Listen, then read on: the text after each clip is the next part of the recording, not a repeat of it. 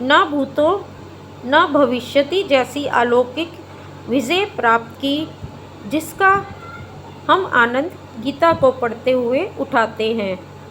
इसी तरह मगध देश के नंद राजा ने बिना किसी अपराध के धर्मात्मा विद्वान ब्राह्मण कौटिल्य को, जिनका दूसरा नाम चाणक्य था, अच्छी सलाह देने पर भी उल्टा अपमान करके निकाल दिया।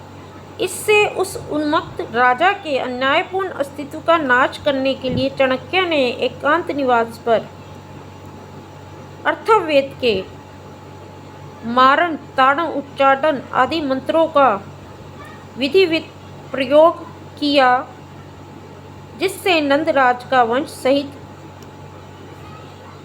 जिसे कहते हैं ना कि वो वंश तो जड़ मूल से ही नाश हो गया। तो इसी तरीके से जिस राजा ने चाणक्य का अपमान किया था, उसका भी वंश जड़ मूल से नाश हो गया और उसके स्थान पर चाणक्य ने चंद्रगुप्त मौर्य का राज्य स्थापित किया। ये मंत्रों की ही शक्ति है, जब ज्ञानवान लोगों ने समय समय पर इनका प्रयोग किया। मेरा ये सब कहने का अर्थ ये है कि भय विपत्ति के समय भगवान की शरणागत स्वीकार करके मंत्र उपासना करने पर ही उद्धार का मार्ग मिल सकता है। आज भारत और उसके 100 करोड़ निवासियों पर 2, 4, 10 नहीं, सैकड़ों प्रकार के अधिदैविक, आध्यात्मिक और अधिभौतिक भय, विपत्ति और संकटों के पहाड़ दसों दिशाओं से टूट पड़े हैं। सारा देश अंदर और बाहर के शत्रुओं से घिर गया है। जहां अन्न वस्त्र के अटूट भंडार भरे रहते थे और बल बुद्धि ज्ञान ऐश्वर्य संपत्ति वैभव स्वर्ग को लज्जित कर देता था, आज वहाँ मुट्ठी भर सड़े गेहूँ, चावल, तेल, चीनी, गुड़ आदि के लिए लोगों को 15 गुना अधिक पैसे देने पर भी निराश होना पड़ रहा है। अब अपने प्रत्यक्ष अनुभव की बात इस प्रमाण रूप में मैं लिख रही हूँ। मैंने कई बार जिन 2 मंत्रों का आश्रय लिया, जिसमें पूरी सफलता प्राप्त की है, उन्हीं को मैं यहाँ बताने जा रही हूँ। एक मंत्र भगवत गीता का नारायण कवच है। धूप दीप करके एकाग्र से श्रद्धा भक्तिपूर्ण एकांत में स्नान करके शुद्ध हो आसन पर बैठ के पूर्व दिशा की तरफ देखते हुए जो सच्चे मन से 5 बार नारायण कवच का पाठ करता है, तो देखेगा कि उन्हीं क्षणों में उसके जीवन में, उसके शरीर में, जिसमें पंच तत्व, सप्त चक्रार्च और आत्मा प्राणवायु विराजमान है, परिवर्तन होता है और दसों दिशाओं से शुभता के संकेत मिलने लगते हैं। और अगर वह व्यक्ति उसको कुछ दिन नियमानुसार सही वक्त पे, एक सी अवस्था में करता है, तो उसका जीवन का उद्धार तो होना नामुमकिन नहीं, बल्कि चमत्कारिक रूप से उसका लाभ प्राप्त करता है और मनुष्यों में देवतुल्य कहलाया जाता है, क्योंकि चमत्कार के साथ वो उन्नति के रास्ते पे उड़ पड़ता है।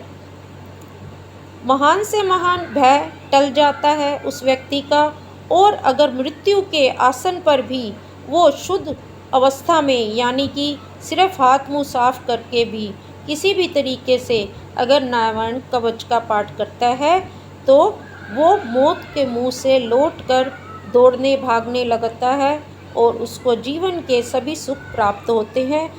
तो मैं कहती हूँ, आप भी अपने जीवन में एक बार ये प्रयोग करें। दूसरा प्रयोग, हैजा या बड़े से बड़े ज्वर या बुखार या वायरल जो डिजीज़ होती हैं, जिनसे कि मृत्यु भी संभव हो सकती है, तो इसके लिए मैंने कई बार लोगों पे मैंने इसको आजमाया है। तो एक बार क्या था कि मेरे सामने एक जो है व्यक्ति आए और हट्टे कट्टे थे। कुछ दिनों बाद, 15-20 दिन बाद आए, तो चला भी नहीं जा रहा था। परिवार वाले साथ में थे 2 लोग, और कह रहे थे कि इनसे उठा नहीं जा रहा, 30-40 बार ये दस्त जा चुके हैं, और बस इन्होंने ये बोला कि दीदी के पास, सुरभि दीदी के पास कैसे करके मुझे ले जाओ।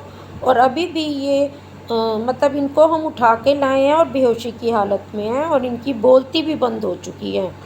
तो मैंने तुरंत 10 मिनट का समय मांगा, स्नान किया और शुद्ध वस्त्र बदलकर अपना दीप धूप अगरबत्ती जलाया और एक चांदी के कटोरे में गंगा जल डाल के मैंने मंत्र पढ़ना शुरू किया। और मंत्र पढ़ के मैंने अपने पांचों उंगलियों को जल में डाला और मंत्र बोलते हुए 5 बार जल में अपना जो है श्वास छोड़ा। तो वो जल पीने के बाद वो व्यक्ति फटाफट से खड़ा हुआ, आंखें मलता हुआ, जैसे कि पता नहीं बहुत बड़ी नींद से जगा हो, और बोला, दीदी प्रणाम, क्या ये लोग मुझे आपके पास ले आए? मैं तो इनको बोल ही रहा था कि मुझे दीदी के पास ले जाओ, और देखो मेरा आते ही यहाँ पे कैसे आपके साथ बात कर रहा हूँ। अच्छा, तो ये लोग मुझे ले आए थे आपके पास। दीदी आपका बहुत बहुत धन्यवाद। आप जैसी ऋषि आत्मा, मुनि आत्मा को मैं जीवन भर प्रणाम करता रहूँगा, चाहे आप मेरे सामने रहें ना रहें। और वो जो मंत्र था वो मैं आपको बताती हूँ, आप भी अपने जीवन में विश्वास के साथ कभी इसका प्रयोग करना। ओम ह्रीं ह्रीं ह्रीं ह्रां विष्णु शक्ते नमः। ओम नमो भगवती विष्णु शक्ति मैनांग। ओम हर हर न्य न्य पच पच मथ मथ उत्सादाय दूरे कुरु स्वाहा। हिमवंत गच्छ जीव सह सह सह चंद्रमंडल गतो असि स्वाहा। इसको कम से कम 21 बार बोलना चाहिए, पर शुरुआत में कोशिश करें कि 108 बार बोलें। और हो सके तो जो जल का आप ग्लास रखोगे, बर्तन रखोगे, मंत्र के बाद उसमें फूंक मारने के बाद आपने उस पानी को खुद ही पी जाना है, क्योंकि पहले आप अपने पे प्रयोग करें।